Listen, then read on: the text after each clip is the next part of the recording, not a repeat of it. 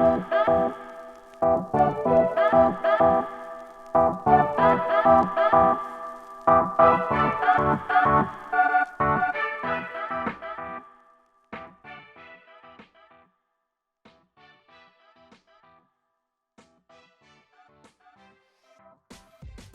So how we got our start into franchising, the initial store, it was my passion project, and that's really how it started. It's something I've always wanted to do. And as soon as we opened doors, it was very positively overwhelming, the feedback that we were getting. And so many people were like, oh, you need to go here, you need to go here, or I want to open one. Are you franchising? And immediately that's when like my wheels started turning, like, okay, this could be big. And as soon as we opened the doors, I wanted to grow too, but the brand is very our brand you have to care about. I'm sure if you've seen pictures, the way it looks and it tastes and the environment, the atmosphere while you're eating your meal there, it's not your typical quick serve. And it really is about that whole experience. So I knew I couldn't be at 50 or 100 places at once. So that's how we decided to go into franchising, because we could meet these awesome partners that had the same passion behind it, and they have their own time and money invested into it, and that they're going to care about the brand as much as me. So it kind of started with the customer feedback, and then really thinking about how we wanted to grow. The best way to keep the quality and the consistency and the experience for the customers aspect was to go the franchising route.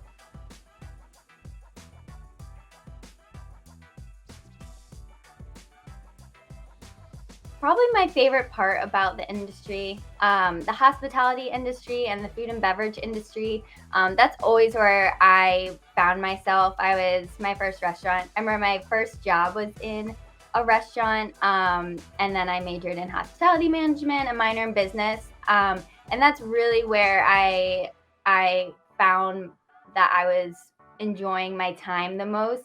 I'm very much a people-oriented person, so I love meeting new people every day and kind of hearing their stories and just interacting with people all day. That's really what I love. And with franchising too, I now get to meet these other people that have that entrepreneurial spirit and are passionate about, similar concepts. And we're meeting lots of people that want to start a franchise and maybe don't have like those resources or the connections to really put it all together. So the people we're meeting have the entrepreneurial spirit. They want to own their own business, and being able to help them and see that they're passionate or their passion kind of aligns with mine and Toastique brand. It's really exciting, and it's very validating for Toastique as well.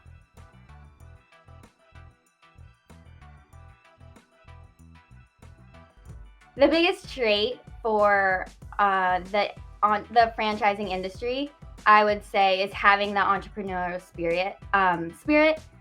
I know I did touch about that on the last question, but I think that is the best quality, because we are helping you have the resources and the recipes and everything you need, but you are still running a business, and it's not always the easiest thing to get that up and running. So just knowing that you're gonna work really hard, but it's gonna pay off in the long run, and you can grow it to as big as you want to grow. And I feel like that's a big thing for franchising as well. Most of the people, at least who I've interacted with, don't just want one, because one, you're almost like creating a job for yourself, but some people do. And I totally get that, because that's how I started. I was like, okay, this is going to be the one. But then once you're in it, you're like, okay, now I want to open more and have more people experience this. So definitely having that entrepreneurial spirit, that you want to grow, you want to be your own boss and know what it takes, that you are going to have to work hard to make it as successful as you want it to.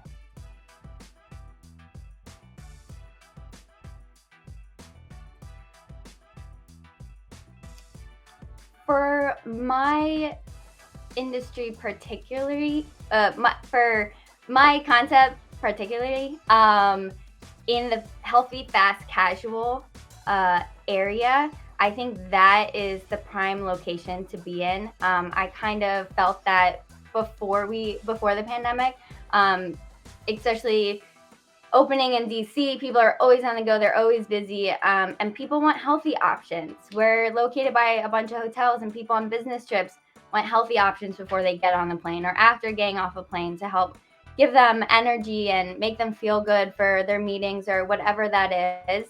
And I think now with the pandemic too, really that's really what people want. They want healthy. They're caring about what they put in their body more. They're leading active, healthy lifestyles. I feel like more than pre-pandemic.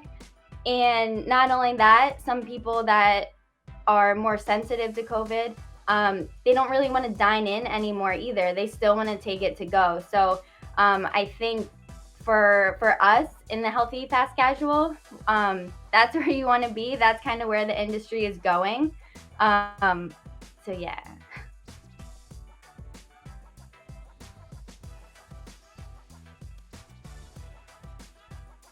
New people in the franchising industry, I would highly recommend choose your partners wisely.